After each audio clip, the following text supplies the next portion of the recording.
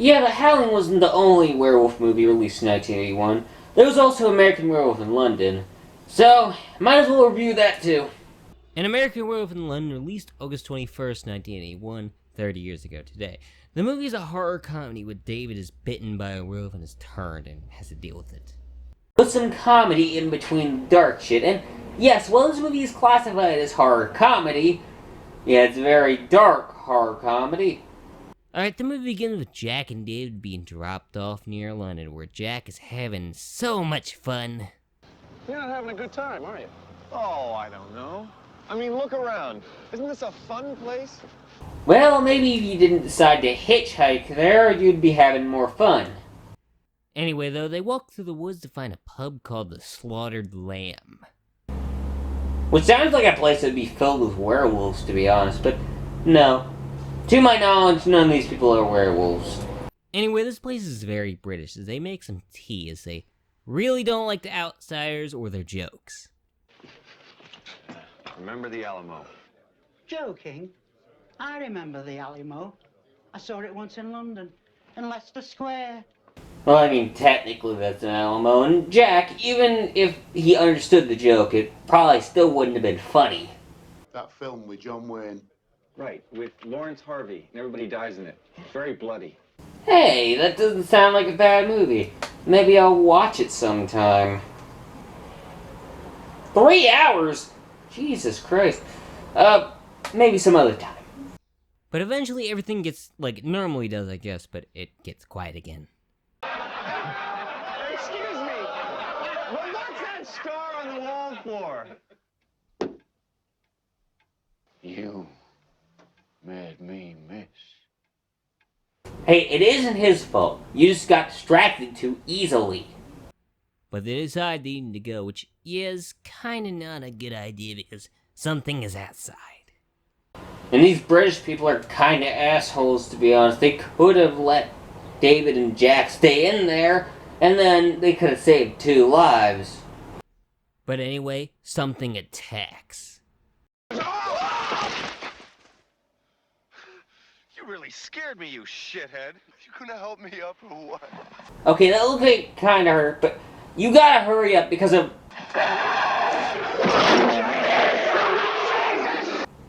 that.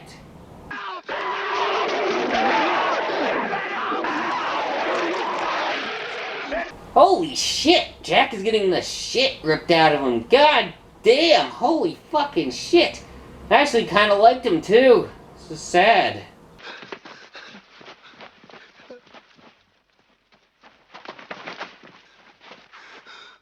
Jack. Oh, and some of you might think that David is kind of an asshole for leaving his friend, but it was completely understandable to run because Jack was getting his fucking throat ripped out. Because, yeah, David is kind of fucked. Truthfully, he should have kept running because David was clearly fucking dead.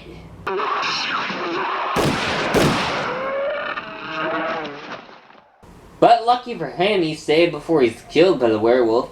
The bad thing, though, is that he was bitten before he got saved. Anyway, Jack goes in a coma for a while, I guess, as the nurse takes care of him, as he does eventually wake up, learning Jack died. I appreciate how upsetting this must be for you. Please, Mr. Kessler. Please. I appreciate how upset you are, but this is no reason for hysterics. What, you fucking asshole? He was attacked by a wild animal and now his friend is fucking dead. That is an understandable reaction, you fucking prick! As the cops want to talk to David, but guessing by his reaction from learning of Jack's death, they should really give him time, but they ask him anyway, and David says they're attacked by a wolf. But there was a dead man at the scene, so they don't believe him, which, yeah, doesn't make much sense because the bite marks were clearly not fucking human. No human could make bite marks like that. There was clearly a wild animal, you fucking dumbasses. As David says that yes, that is what happened, as David dreams about himself being naked. Which I obviously cannot show, though I can say that I do like the foreshadowing.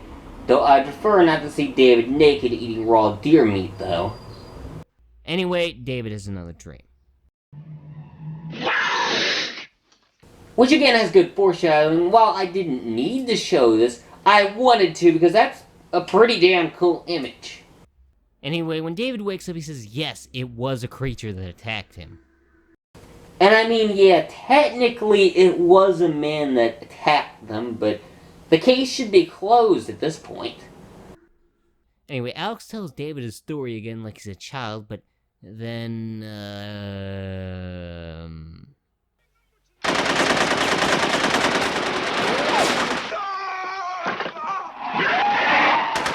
What the hell?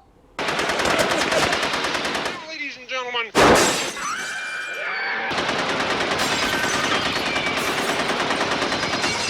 I don't even know what's happening at this point. Damn! That was out of fucking nowhere! And it was awesome! Anyway, David wakes up.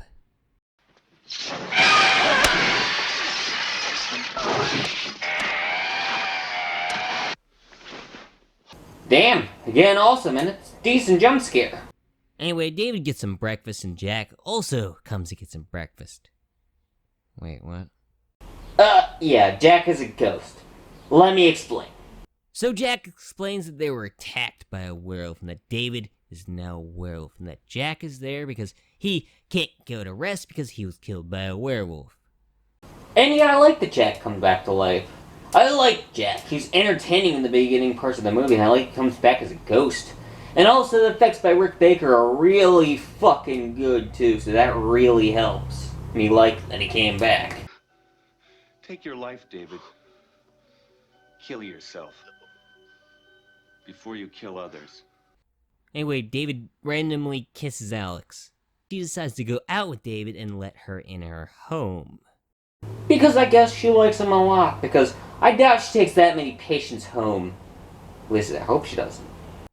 Anyway, she shows David around and says that she likes him, so they take a shower together. Oh, damn, that was fast. Anyway, when David goes to take a piss, Jack drops in again looking even more decayed and awesome still, as he wants to see David. Hi, David. Put that down. Hey, don't make fun of the mouse, or they'll make a shitty sequel! Too late. But anyway, Jack is there to say that David will change into a werewolf and blah blah blah. Basically the same thing. But the scene is still important because they show more of Rick Baker's awesome effects. Anyway, Alex wakes up and puts David back to bed again like a child, but she says that it'll be okay. As the doc goes to the slaughter lamb and asks about Jack and David, where they said they heard nothing about it. One of them decides to go out and tell the doc and say that everyone around David is in trouble, especially around the full moon. I mean, it's a good thing that you told him. I mean, it probably would have been a better idea if you told Jack and David, because then less people would have died, but at least you told somebody. Anyway, Alex leaves David at home alone, but he stupidly gets locked out. Yeah, Alex, she probably should have left David a key, you know. But lucky for him, he's able to get back in and screw around until he begins to turn into a werewolf, which is a very long sequence as he slowly turns.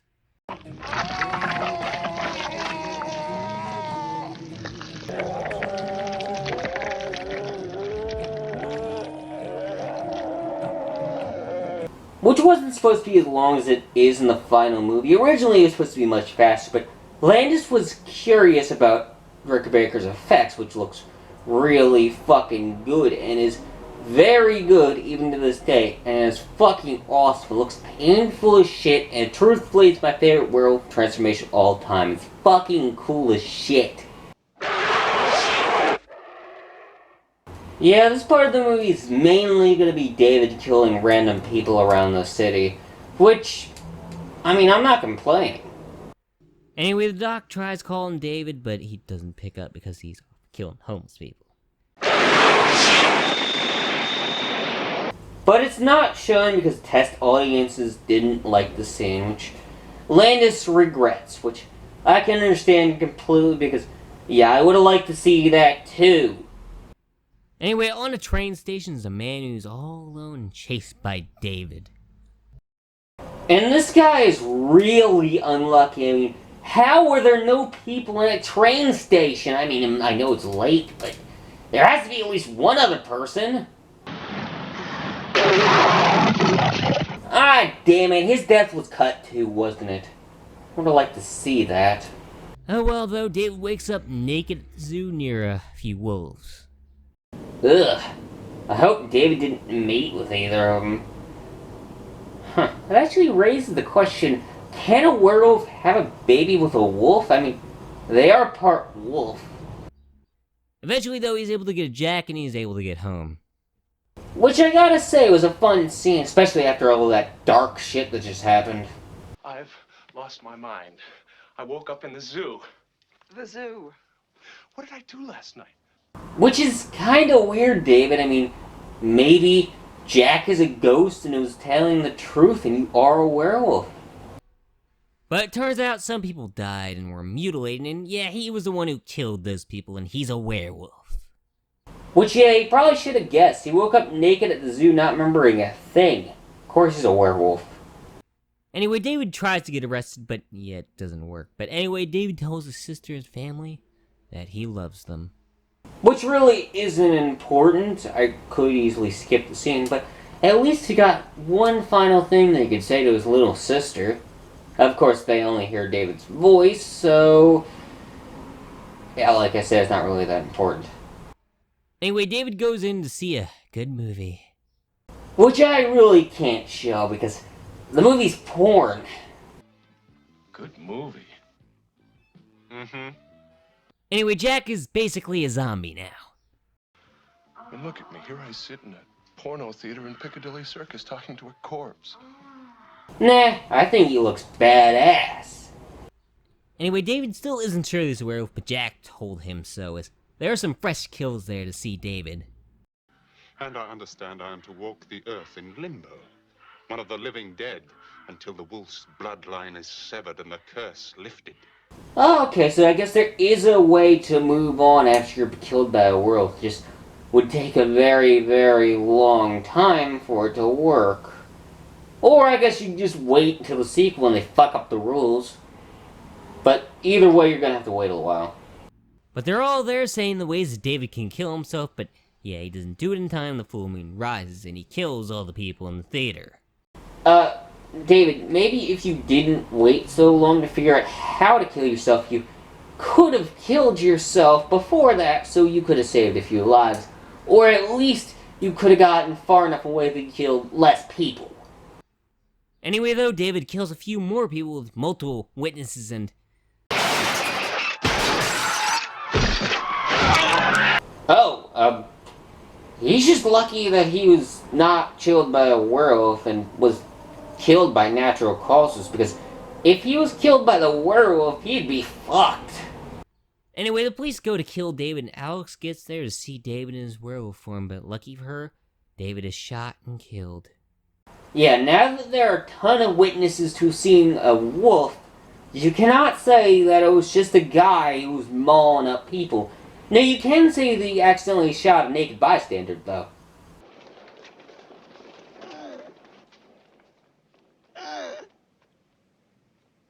Wow, that was a dark ending. Still a good one, though. Anyway, that was American Werewolf in London, and it's great. This is probably my favorite werewolf movie, because the mix between horror and humor is great. And yes, the movie is horror comedy, but it's very dark, grounded horror comedy. I liked all the characters. My favorite was probably Jack, partially because of Rick Baker's effects, but I thought the character was good and entertaining, and it was sad when he died. David was also good, and then there was those awesome werewolf effects done by Rick Baker, and they look amazing, hold up extremely well. Especially compared to the werewolves in the sequel. But they look really good, and the effects on Jack look really good, like he was bitten up by a werewolf, though originally when Jack was eating a piece of toast, it was supposed to fall out of his throat, which I would have liked to see. That would have been awesome, but oh well, those effects still look good and awesome, and that transformation is fucking amazing. That transformation, the howling was good, but this is just goddamn awesome. The sequence is so long and drawn out, and it looks painful as shit, and I love it. This movie is truthfully, I think, one of my favorite werewolf movies, or maybe it is my favorite, I don't know. Because it's a great mix of horror and comedy, and I love this damn movie, so I'm giving American Werewolf in London a 5 out of 5. But sadly, the movie got a sequel that barely had anything to do with the first movie, and eventually I will need to review that. Not this year, though. I still have one more werewolf movie I need to review, and it's a classic. Anyway, see you whenever that is. See ya.